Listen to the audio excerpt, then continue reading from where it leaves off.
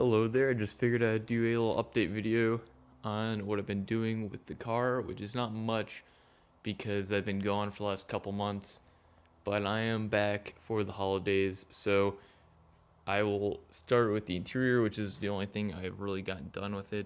I've taken out the seats because the springs in the driver's seat were basically whooped, they were done for, and I have a 1971 Le Mans seat that's green that I'm going to replace it with. And the upholstery isn't quite the same. I'll show you that later, but I don't really mind. I've steamed cleaned the carpet with those, those carpet cleaners that you can rent from Walmart or whatever. I got one of those and tried to clean the carpet the best I could. I had to take out the center console because there was a massive mouse nest in it, and whatever farmer that had this last obviously used that mouse poison that makes them not drink, so they kind of mummify when they die. So I had a whole little family of mummified mice in there that I had to clean out. The mouse piss smell and the smell of that weird fruity smell turned out to be, well, mouse piss, but strawberry air fresheners. So I took those out, and I had to use Zepp odor eliminator that my good friend suggested I use, and now the car kind of smells like Zepp, but it's better than mouse piss in my opinion. The dash is still cracked, but I got a new dash cap there, and the center console lid, this is the old one, but I had another green one that I just put in that was in much nicer shape. So I have a new mirror for it, not on it, but I have one. And I noticed the color is not the same as the Pontiac Historical Society documents say it should be.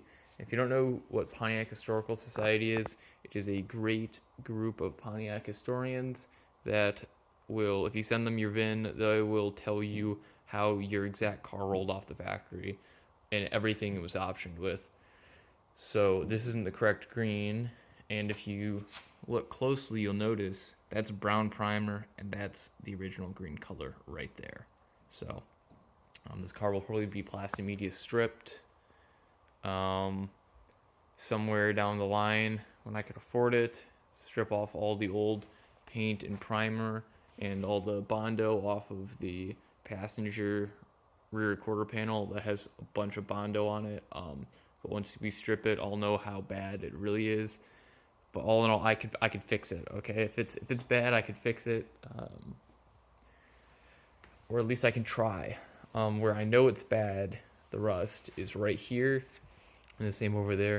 If you have a vinyl top car, you know that water gets trapped right here, and it always rusts. And I could even feel it give way a little bit to the rust right here. So it's not gone through. It's not a massive hole yet, because you can check from the rear deck. If you go look under there, and there's not a massive hole, but it will be a massive hole if you leave it be. And I'll probably have to take the whole vinyl top off, which I don't really want to do, because I know that under this vinyl top is going to be a massively pitted roof, which is going to be kind of a pain to fix, but I guess I'll have to do it. This is all polishing compound. Someone tried to buff this thing, and it didn't end well, but I don't mind. Oh, I had some people wondering about Pontiac identifiers. So the dual snorkel doesn't mean it's a 455, but there are a couple signifiers to show that it's a 455 HO car, and I'll show you how to tell whether your car is a 400, 350, 455, whatever.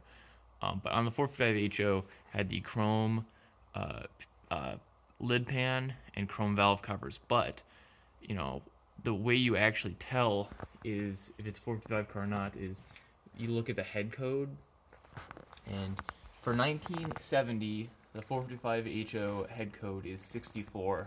And as you can tell right now, that is a 6 and a 4. It's a 64. They're kind of an angle, so there's the 4, there's the 6. And that marks it as a 455 HO head.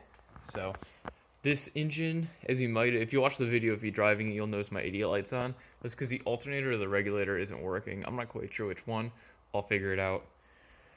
And then the front nose, as you can kind of see, is all cracked. But what's worse is right there looks like it's been hit.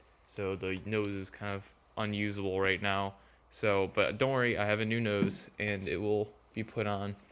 Same thing with the rear. I have a new rear tail light and all that is ready. So I need to fix that as well. But oh, almost forgot to mention, if you're ever wanting to look up engine codes yourself, or you want to go look up what head castings or block castings on Pontiacs are, Wallace Racing is a great website. He's got everything you would need to know and identify Pontiac blocks with. You just kind of type in some information and it'll come right up for you. His website is really, really good. Same thing with like the carburetor. I have to rebuild it. I'll probably just do that over Thanksgiving or whatnot. But if you ever want to look up stuff about quadrajets, Cliff Ruggles is the guy. He's helped me a lot over the years, whether he knows it or not. He has a pretty active forum site, and he will get back to you if you email him. So I highly suggest him as well. So go up to the driver's side, front part of the engine, and there will be a casting number, whether it's a 350, a 400, or a 455 at the driver's side front of the engine. And then if you go back to where the distributor is, you can see date codes. So A is January all the way to L being December. So this would be December 11th of 1973 for a 1974 Firebird right there. And you can do this with most Pontiac engines. This is a 400, as you can see. That's a little grimy. So I guess I'll do this one. I know this one's a 400. So as you can see, it's a 400 that was made in December 23rd of 1974. I'm just putting 1975 car. So as you can see, it's pretty easy to do for just kind of general stuff. But then there's a bunch of other things that you need to do if you want like more specific types of blocks and heads and stuff. But that's just kind of the gist. Here's my seats. As you can see, that's the 1970 seat, and that is the 1971 Le Mans seat. As you can tell, the upholstery is different on them, but I don't really mind. If I really start carrying down the line, I'll go to Ames catalog and order a new upholstery cover and have it put on, but that's going to cost a lot of money, and it's not really high in the priority list. I'll just say that it's not high in the priority list at all, because it still works. It's still comfy and it works. The springs are fine, so I'm probably just gonna put these seats just back in today or tomorrow. So yeah, that's about it. Hope you enjoyed the video, and I hope all of you have a pleasant afternoon or evening or morning or wherever you're watching.